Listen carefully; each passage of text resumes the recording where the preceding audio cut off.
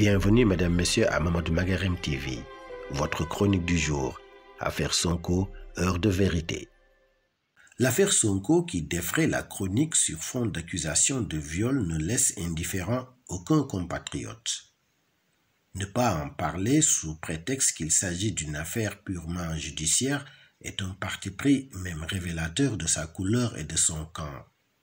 En revanche, on ne peut pousser son désaccord avec le régime en place au point de prétendre que Ousmane Sonko, chef de parti, député et troisième à la dernière présidentielle, pourrait se prévaloir de son rang pour se soustraire aux lois de la République. Dans le cas d'espèce, on parlera d'affaires politico-judiciaires. Politique parce que Sonko, le mis en cause, est une personnalité politique. Judiciaire parce que Adji, la présumée victime, même simple masseuse, jusque-là inconnue du grand public, a quand même droit à la protection de la République. Dans un pays de droit, l'égalité devant la loi est un principe sacré. Dans d'autres situations, un duel Adji Raby contre Goliath Sonko aurait préoccupé toutes les âmes éprises de justice et d'équité. Tous les esprits pour qui la loi du plus fort, celle de la jungle, ne peut et ne doit en aucun cas prospérer dans une cité respectueuse des droits et libertés. C'est d'ailleurs fort de cela que le leader de Pastef n'a pas daigné déférer à la convocation à lui servie par la gendarmerie en vertu de son statut de député du peuple. Soit dit en passant qu'une telle convocation par-dessus le bouclier de l'immunité du parlementaire nous paraît tout de même troublante. En attendant de revenir sur l'analyse que le fait nous suggère, retenons que l'Assemblée nationale a engagé la levée du manteau parlementaire de Sonko, seule condition devant permettre aux juges de dire le droit, et rien que le droit sur cette affaire. D'ici là, on peut être pour ou contre, pro-maquis, opposant, expert du droit. On n'a aucune voix autorisée sur les événements. Dicit judex jus. Le juge dit le droit. C'est ainsi qu'est organisée la République. Une précaution utile en ce qu'elle nous interdit de nous prononcer sur les faits, de les analyser, les interpréter, encore moins d'anticiper sur leur qualification juridique. Une affaire politico-judiciaire, avons-nous dit, simplement parce que Ousmane Sonko passe pour le seul opposant sérieux au régime du président Sall après la défection du patron de Rewmi et des principaux ténors du PDS. Avec ou sans Adji Raby Sarr, le combat devait avoir lieu en vertu du projet de réduction de l'opposition à sa plus simple expression. Le mbapat hors concours, par essence non conventionnel, qui déterminera pour beaucoup la physionomie et le verdict de 2024.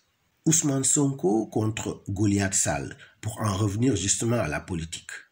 Un classique bien connu des Sénégalais, mais jamais assimilé. Les présidents, même déchus, sont pour la plupart des faiseurs de rois, par défaut. Si vous voulez faire élire votre adversaire, haïssez-le, haïssez-le. Son ascension n'en sera que plus fulgurante. Le président Sall ne nous démentira pas. Lui-même doit son aura et son heure de gloire à l'adversité qu'il déclencha pour avoir préconisé l'audition de Karim Meïssa Wade, alors ministre du Ciel et de la Terre, au sujet de sa gestion des fonds de l'ANOCI. Victimisés, les Sénégalais prirent fait et cause pour le président Sall, dont on se rappelle encore la destitution à grande pompe du perchoir du Parlement.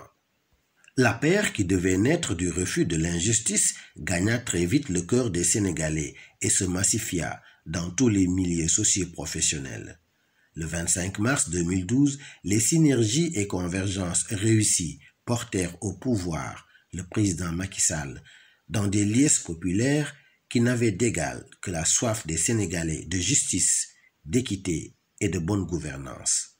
Non, ce ne sont pas les Sénégalais qui font exigence de justice, c'est la nature qui l'impose et lui donne tous les droits et toute la force de se manifester, ni trop tôt, ni trop tard.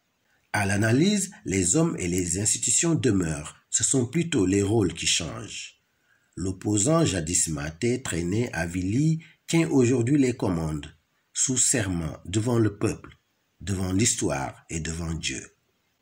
Puisqu'on y est encore, on ne saurait évoquer l'affaire Sonko sans regretter l'adversité dans laquelle les politiques replongent la cité, sur fond de vandalisme, d'actes pyromanes et de paroles explosives. Les légalistes et républicains inconditionnels devraient aussi s'inquiéter de ce que les justiciables de ce pays soient toujours du camp de l'opposition, de Karim Meïssa Wade à Sonko en passant par Khalifa Sall et autres Adama Gaye. À l'opposé, ni le scandale des contrats décriés sur les hydrocarbures, ni celui des 94 milliards soulevés à l'époque par Ousmane Sonko n'ont donné lieu à un jugement, même pas à une arrestation. Ce qui fait dire à mon défunt père, Dieu est son âme. Ku tooñ amul, ku ñàkk foo làqu moo am. Traduisez, ce n'est pas qu'on est fautif, c'est qu'on n'a pas où se réfugier. Dieu de la miséricorde, veillez donc sur le Sénégal. Merci chers amis de votre attention, c'était votre ami et fidèle serviteur, Mamadou Magarim Fall.